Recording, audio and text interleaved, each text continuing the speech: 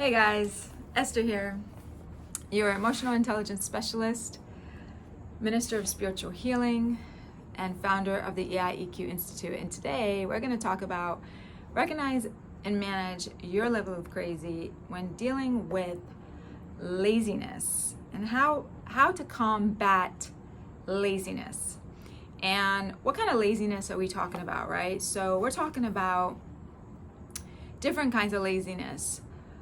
Could be that you just don't want to get up in the morning. You just feel like, I don't feel like doing this. I don't want to work out. I don't want to go to work. I don't want to do my homework. I don't want to, work on my business.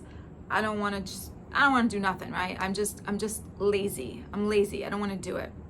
And then there's another level of laziness, which we talk about laziness of attachment, which has to do with being lazy to give up, or I would say transform our attachment to material. So, accumulating wealth and material possessions, possession of people, maybe jealousy, comparing ourselves to other people, anything that's along the realm of this physical world, okay? So this is going to be one of those videos that's going to talk a lot about spirituality, and I'd like to read you something that I found in a Buddhist temple that I normally visit, and it's a book that I found. This is the book right here. Let me make sure you see it. And I really like it. And Tom actually turned me over to this chapter. And I'm going to read it to you. I found it really fascinating, and it's actually very appropriate for the time that we're in now, because as things get more and more colorful, let's just call it like that, we really gotta understand that we gotta up the ante. We really gotta get into our work. And when I say work, I mean spiritual work. And so let me read this to you, and then hopefully you'll understand what I'm saying. And if not, I'm sure you can do some Googling and you can figure it out. I trust you guys. All right. So the purpose of this meditation, and this is a meditation book, and there's all kinds of different meditations in here, but this one is specifically speaking about laziness. So the purpose of this meditation is to prevent laziness of attachment, the main obstacle to Dharma practice. And Dharma practice is our spiritual work. Because our desire for worldly enjoyment is so strong, we have little interest in Dharma practice. From a spiritual point of view, this lack of interest in Dharma practice is the type of laziness called laziness of attachment. For as long as we have this laziness, the door to liberation will be closed to us. And consequently, we will continue to experience misery and suffering in this life and in countless future lives.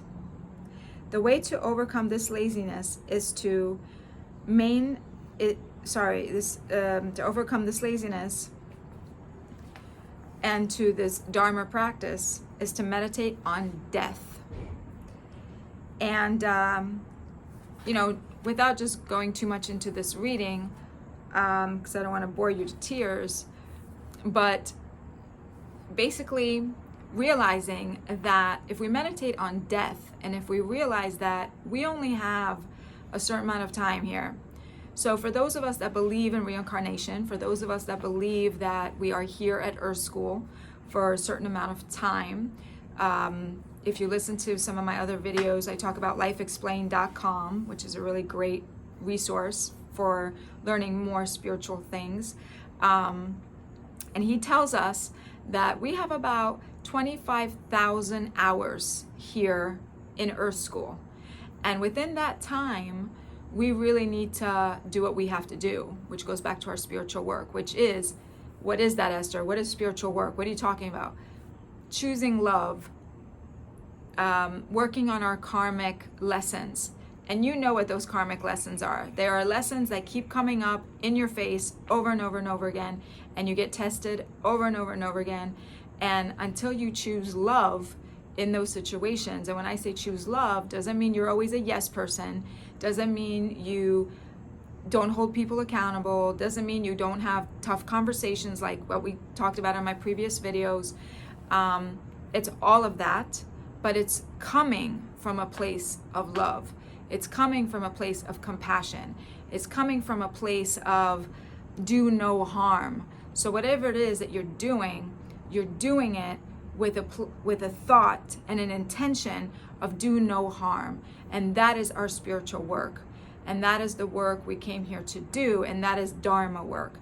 So when we meditate on death, as this talks about in this book, we are meditating on death because we are reminding ourselves that we only have a certain amount of time here at Earth School. Now, some people could say, oh, but I'll come back and I'll do this all over again. It's okay. I'll catch it next time. I'll catch it on the next lifetime. Unfortunately, it doesn't work that way. I don't know for sure. I don't think there's anyone really that knows for sure. Maybe there are. I don't know for sure. But I will tell you this. I'd rather not take that chance. I don't know about you guys, but I don't want to come back and do this Meshuggah thing all over again if I don't have to. So every time we, step it up, and every time we improve, and every time we do those karmic lessons and we pass the test, we put in another spiritual, it's like putting in a spiritual bank account. And when we, let's say we do come back, for those of us that believe that we will come back, reincarnation and all that, then we've already passed that test. We don't got to do it again. So I don't know about you guys. I'm not willing to take that chance. I'd rather do it now, get it over with. And on the next time, if there is even a next time, at least I went up to the next level and didn't have to start all over again. So with that, guys, I know this was a little bit of a heavy topic, and maybe stretch yourself a little bit. Maybe look into Buddhism, some other spiritual practices that can really stretch your mind if you're not already into this stuff. And look into this stuff. Look into, what is Buddhism about? What is Dharma? What is, what is the purpose of Earth School, and what are we really doing here? So with that, guys, let's all overcome that laziness the best we can, and continue to do some great things in the world, shall we? And also, just to say, it's Memorial Day weekend. I want to wish all the people that put in their sacrifice, and they were not lazy. They actually did their service and put in their time, and I want to thank you for your service, and thank you for everything you've done so that we can rest on this weekend. All right, everybody. So as always, when you know and understand yourself, the world will know and understand you too. And remember, what's the best that can happen? All right, guys, take care.